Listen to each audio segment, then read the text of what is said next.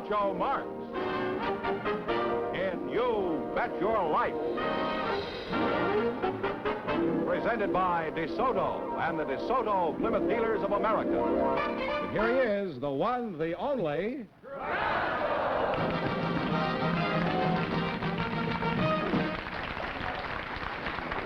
Well, here I am again with $1,000 for one of our couples. If any of them say the secret word, they'll win an extra $100. The word tonight is room, R-O-O-M. Welcome back, Doc. George, who's first? Groucho, Mrs. Betty Hawley, and Dr. Charles L. Camp are waiting to talk to you. So, folks, you go in, please, and meet Groucho Marx. Welcome for the DeSoto Plymouth dealer. Say the secret word, and you each get an extra $50. It's a common word, something you find around the house. Betty Hawley and Dr. Charles L. Camp, eh? Betty, spelled B-E-T-T-Y-E. Now, why is that, Betty? Why don't you use the regular orthodox spelling? Well, I have to be different, I guess, Groucho. Well, there are other ways, Betty. Oh, no, there aren't. There's only my way. When I was you're small... very positive about it. Well, if you hear me out, you'll know. But if I keep hearing you out, I won't have any show. Well, anyhow, when I was going... You've seen my show, haven't you? Yes, I have, Groucho. And you've seen me interrupt people? Yes, I have, and I'm prepared. So I'm going on. Well, anyhow, when I was going to school, I come from a large family. Was this recently? Well, no, it's been a couple of years.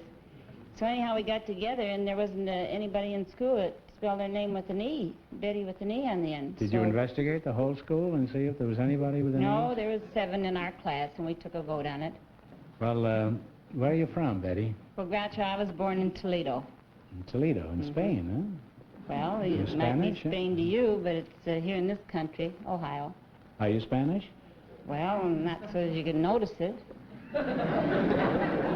Well, I wouldn't know how you would notice a thing like that. Well, let's say if you're not Spanish, are you married? Yes, I am, Groucho. How'd you meet your husband? Well, I was working as a waitress in this place, and he used to come in as a customer. This is years ago. Oh. And... That was the name of it, years ago? And he came in as a customer, and I tried to treat him as a customer, but finally we got a little friendly. You mean as a customer you weren't friendly, is that it? Well, after he was a customer of mine for a while, we became friendly. Dr. Camp, what kind of an imposter are you? A paleontologist, Groucho. You're a what? You're an Italian what? A paleontologist. A paleontologist? Man that studies fossil bones and the history of life way back through the rocks. You study fossil bones? Well, Doctor, you don't have to look any further, huh? No, I don't have to look any further, Groucho, but you'd be surprised how far you do have to look to go after these things. Well, what brought you to Hollywood, Doctor? A dinosaur? Not exactly, Groucho. I came down here to Hollywood to work with Mr. Irwin Allen, who's producing... Irwin Allen. Irwin Allen. Yes, he's producing a picture here that they're going to call The Animal World. Didn't he do The Sea Around Us? Yes, he did. He did The Sea Around Us, and that was a very successful picture. I understand this is very He wanted me to come down to look over his dinosaurs to see whether they had the right bumps on them. That's an old gag. They used to say, come up and see my etchings. Now they say, come over and see my dinosaurs. Yes, they should. Now, Doc, who's interested in old bones besides me and the junk man? Just, who do you work for? I work for the University of California. Oh, you're a highbrow, huh? Yeah. Is there any particular field of paleontology that has engaged your attention? Yes, Groucho, we've written some of these technical papers. A student of mine and I wrote a paper called The Phylogeny and Functions of the Digital Ligaments of the Horse. You mean you play the races? Have you got anything good running at Santa Anita? Well, Betty, let's get back to you. What kind of work does your husband do, Betty? Chuck and I own a restaurant called Hawley's Tough Steaks out in Sherman Oaks in San Fernando Valley. Oh, Hawley's Tough Steaks. Uh-huh. Well, what is the reason for this unusual frankness? Well, I don't think there's anything unusual about it. We're just truthful. And well, you don't think that's unusual? Well, I can't say about the rest of the restaurants, but I know we don't lie. You don't? No, sir. Ours are tough steaks, and I'm here to tell you they're really tough. And if you don't believe it, you come out and try one. Now, do you have frog's legs? Yes, we do. Well, let me see them. Isn't it incredible how they laugh at an ancient wheeze like that? Now, tell me one thing, Betty. After your customers have dined on this dubious fare, do they ever agree that the steaks are tough? Well, I can honestly say, and this is one time I am going to tell the truth, that in the 10 years that we've been in business, we have had 4 legitimate complaints. Well, how do they complain? Through a spirit medium? Well, no. Do they get in touch with Bridie Murphy? No, they were tender, and they had a right to complain. Have you told us all that?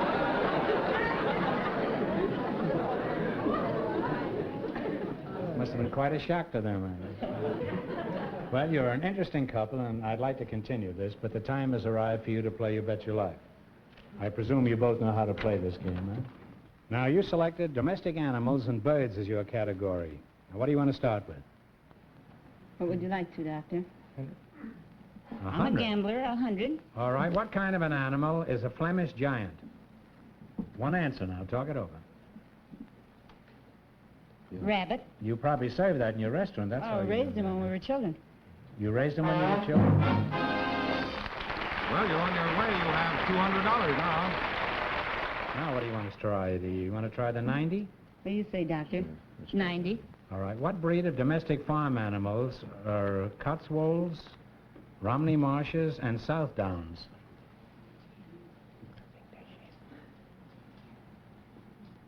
I think so. Sheep. Sheep is right. You now have $290. The sheep at half the price. Now, what are you going to go for? 80. Right, Doctor? Sure. All right, what breed of domestic animals are Ayrshire's, Ayrshires, Galloways, and Devons? Domestic animals. I think here's a Cattle. That's right, cattle. You now have And now what? 70. 70, isn't it? What's the Your next last chance to beat the other couples now. All right, what breed of an animal is a hackney? You say it, Doctor. A horse. It's a horse or a steak at Betty's And you wind up with $440. Well, thanks and good luck from the DeSoto Plymouth dealers.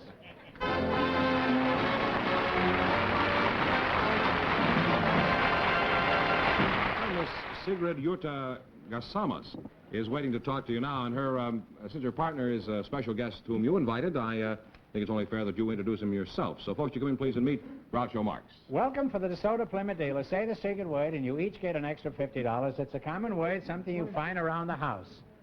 Sigrid Jutta Gasamas? Casamas. Oh, I know this fella.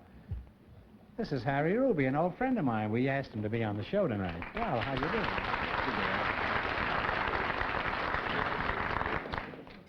Pretty good songwriter, too. Well, we were going to have Wolfgang Mozart on the show, but I just... Wolfgang Amadeus Mozart, please. Huh? Wolfgang Amadeus Mozart. Your boyfriend is Amadeus Mozart, did you No, say? I didn't. Wolfgang Mozart. You left Amadeus out. Amadeus. Well, I always do because I'm in a hurry. I don't want to alarm you, Harry, but there's quite a resemblance between you and Mozart. Yes, I know. And you are Sigrid Jutta Gasademus Gasamas, huh? Casamas. Gasamas. Harry, do you think you could write a song called I Will Take You Home Again, Sigrid Jutta Gasamas? Yes, I think I could. How would it go? Let's see now, DeSamas. When you stand like this beside a charming miss, it offers quite a promise. Wait, it offers quite a promise. Right away I find a thought comes to my mind. Can I take you home, Gasamas?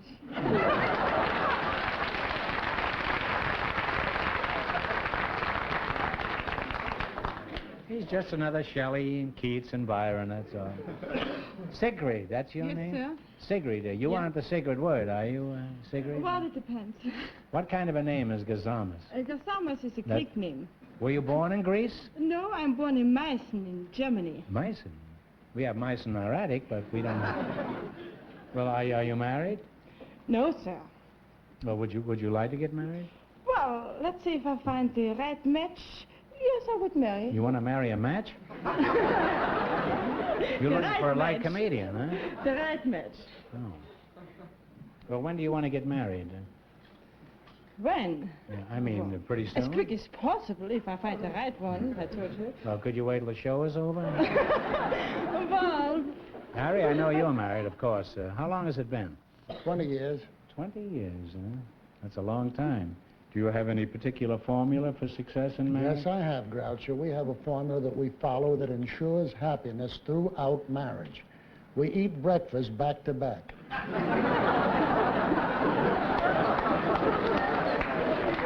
Sigrid, how long have you been in America? oh, not very long. Well, how long? Well, it's now 9 months, and I didn't speak any English when I came. Did you hope. have a job before you came to America? Well, I've been studying music in Vienna, and I got my doctor of philosophy in music history in the University of Vienna. What are you, a singer? No, I'm pianist. I studied with Wilhelm Backhaus. Did you ever hear of Harry Ruby, the famous composer, while you were in Austria? He looks a lot like Mozart, you know. Well, I don't know the kind of way I remember Mozart. I don't think so that much between Harry and Mozart, and the music is too different, but I'm sure Harry in his field is the same great maybe as Mozart. I think so.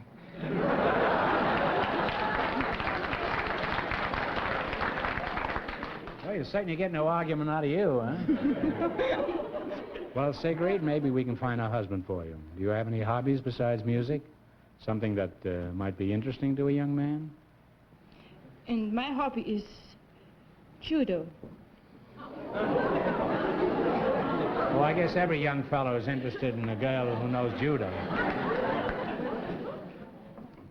You look pretty rugged. How much do you weigh, Sigrid? Well, right I mean, now... script for Jim.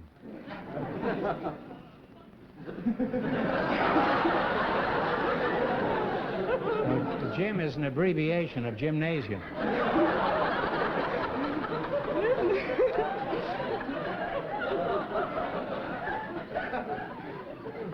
Right now I have a... Well, let's change it. How much do you weigh?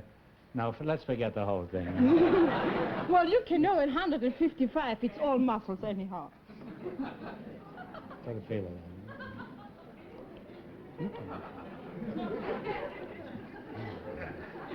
A giantess.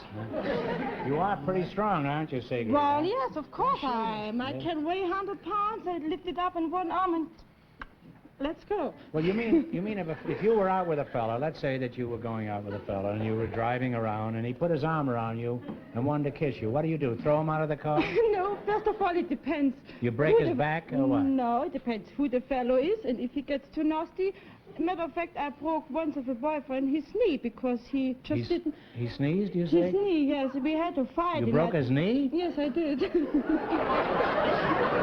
No, he wanted to learn judo. He did. Well, he certainly learned it all right.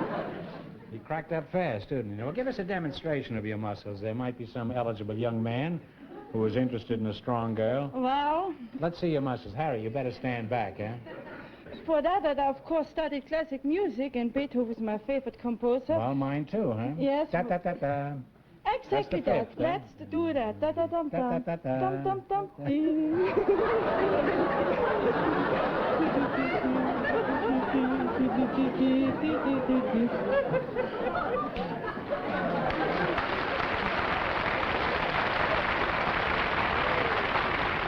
Well, there you are, boys. If there's any man in the country who's interested in a date with Sigrid, just leave your name and number at the box office. And if you're real smart, you'll also leave the name of your neighborhood undertaker. Well, I can be very soft and nice, too. No, you are. You're real sweet, Sigrid. Thank you. I'm not saying anything about you again.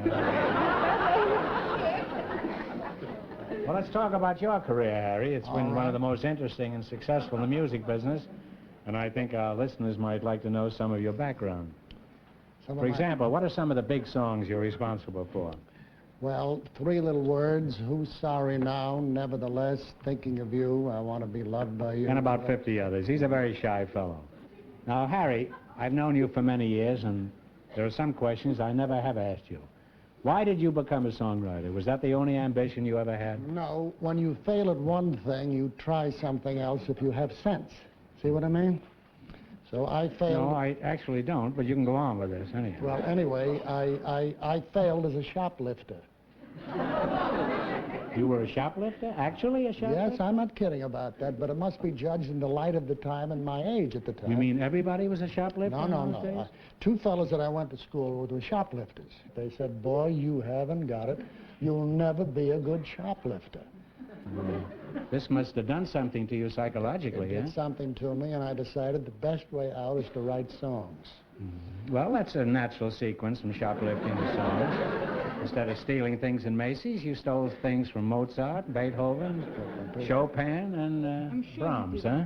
Yes, And Brahms Schubert, and huh? different people. And then I went to work for the Gus Edwards Publishing Company, demonstrating music in a 5 and 10 cent store. We used to travel in teams, a piano player and a singer. Who do you think my partner was, my first partner? Sigrid? Who do you know? Walter Winchell. Really? That's on the level. I thought his first partner was Drew Pearson. Walter Well, Winchell. did you ever work with anyone else besides Yes, I Winchell? worked in the 5 and 10 store in Atlantic City in two. He worked in one, I worked in the other, George Gershwin. Gershwin, A writer, a songwriter, Never heard of him. composer. Well, I wouldn't know much, and I predicted he'd never amount to anything. I also predicted that Walter Winchell would never amount to anything. You were a pretty shrewd cookie in those days. It's a good thing I hadn't met you at that time. I don't know why you don't get a job as a fortune teller. All you need is a crystal ball and you're home. Huh? Well, enough talk about the songwriting business. How about doing some singing? Are you game? You mean you want me to play? I'd like you to play the piano and Well, sing. I didn't know I was going to play anything, so I brought my own piano. You travel by piano? As a rule, when I don't expect to. How are we going to... Hey, maybe... Well, we'd better Sigrid, How show am I- those muscles there. Okay. Would you help bring in the piano, huh? Is he cute, huh? Get away from there, boys. Sigrid will handle that.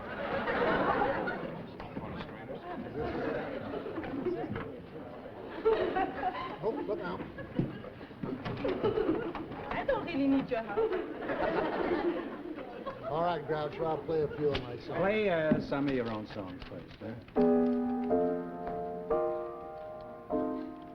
Three little words, three little letters with 17 I love you. Maybe I'm right, maybe I'm wrong, maybe I'm weak, maybe I'm strong, but nevertheless I'm in love Love with with you.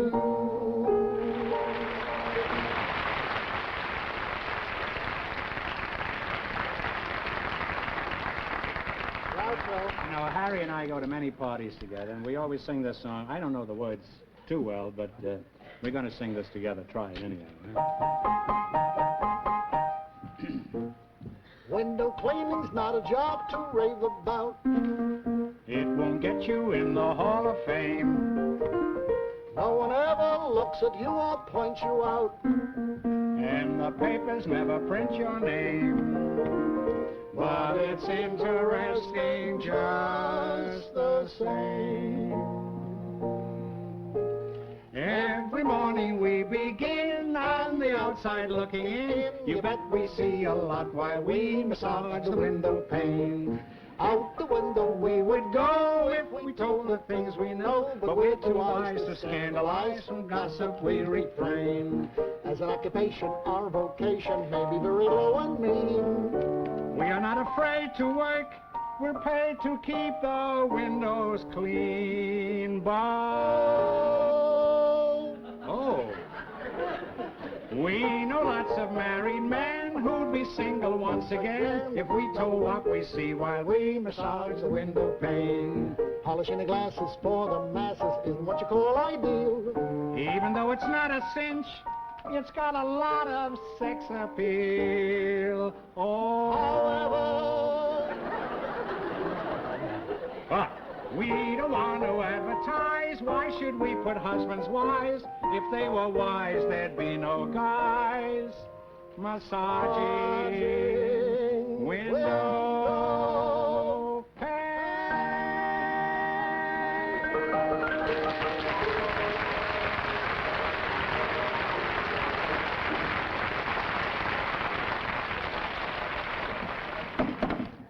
Boy, what a husband and wife she'd make, huh?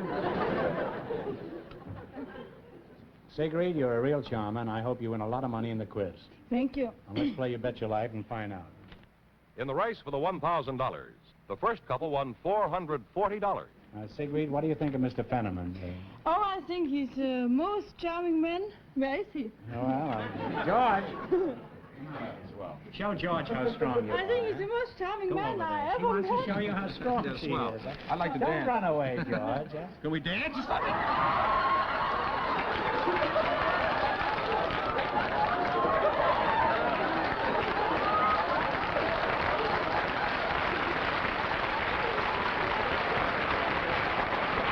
Well, you selected the literary quiz. Harry, you ought to be ashamed of yourself.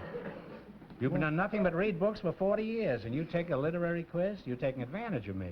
I am, huh? All right. Now, remember, the more the question's worth, the harder it is. Now, what do you want to start with? You can go from 10 to 100. And we want one answer. 100. 100.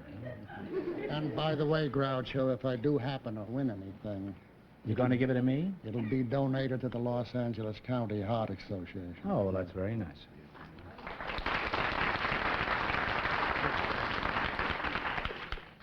All right, for $100. Edmund Rostam will be remembered for generations because of his classic play. It has also been made into a movie. What is the name of Rostam's great story? Rostands. Yes, I know that, Groucho. I can't think of it. Classic play, famous movie. What's the name of Rostam's great story? I know, I couldn't think of If anybody in the world should know, it's you. Because it's Cyrano. It's what? Cyrano. it. Cyrano. Never heard of it. Turn sideways. Now, shouldn't he know Cyrano de Bergerac? I should All know right, for that. 90, yeah? You have $50 now. You lost half the 100. All right, who was the American writer who gave us such well-known stories as Death Comes for the Archbishop and Sapphira, and The Slave Girl? Willa Cather. That's all right, Willa Cather or Catherine. You now have $140. $80? Hmm? 80? Let's try. The celebrated jumping frog of Calaveras County was one of the first stories to come from the pen of what famous American author?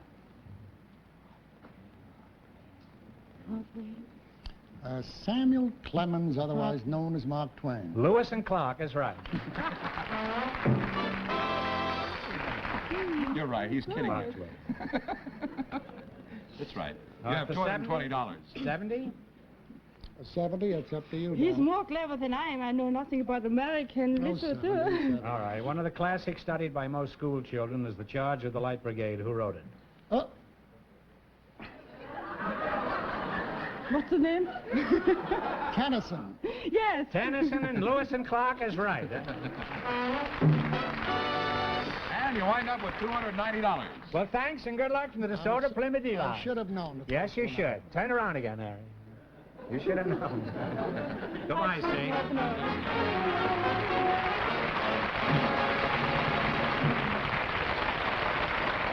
That means that Mrs. Holly and Dr. Camp, with $440, in just 1 minute will get the chance at the $1,000 question.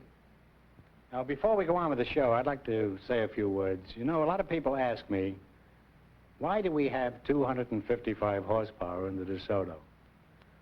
Well, they have it for very specific reasons. They're for reasons of safety, actually. You know, the car, you can go 90 or 100 miles an hour in that car, but that isn't the reason they have that power. They don't want you to drive that fast. But what it's great for is if you're out on the open road, you've got the surge of power there, you just fly ahead, and that's a great safety factor in an automobile. To have that surplus power and to be able to call upon it when you need it. And that's the reason that they have these giant 255 horses cowering under that hood.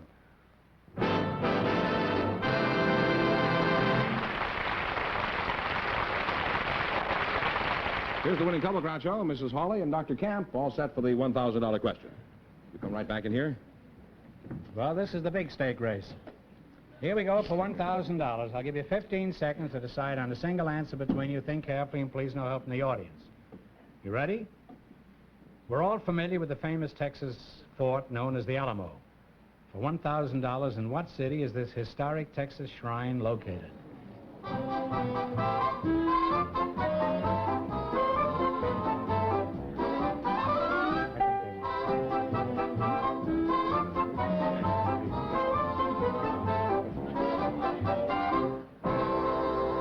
One answer now. You give it, Doctor. Well, I'll say Houston. Oh, I'm sorry. It's San Antonio. I'm sorry. That means the big question next week will be worth $1,500. Well, you lost the big money, but how much did they win in the quiz, George? Well, they went the They complete went distance. the full limit? 440, yeah. Well, that's not too bad. Congratulations, and much. thanks to all of our contestants on the show tonight. Sorry you didn't win the big one. Thank you.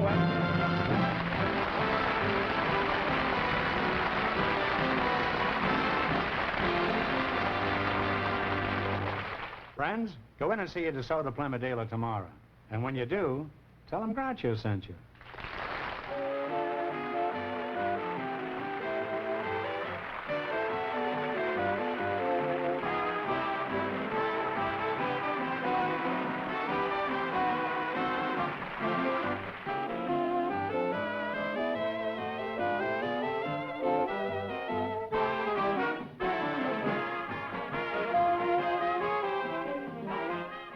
This is George Fenneman signing off with a message from the National Safety Council. See that children play only in approved play areas, never in the street or near moving traffic.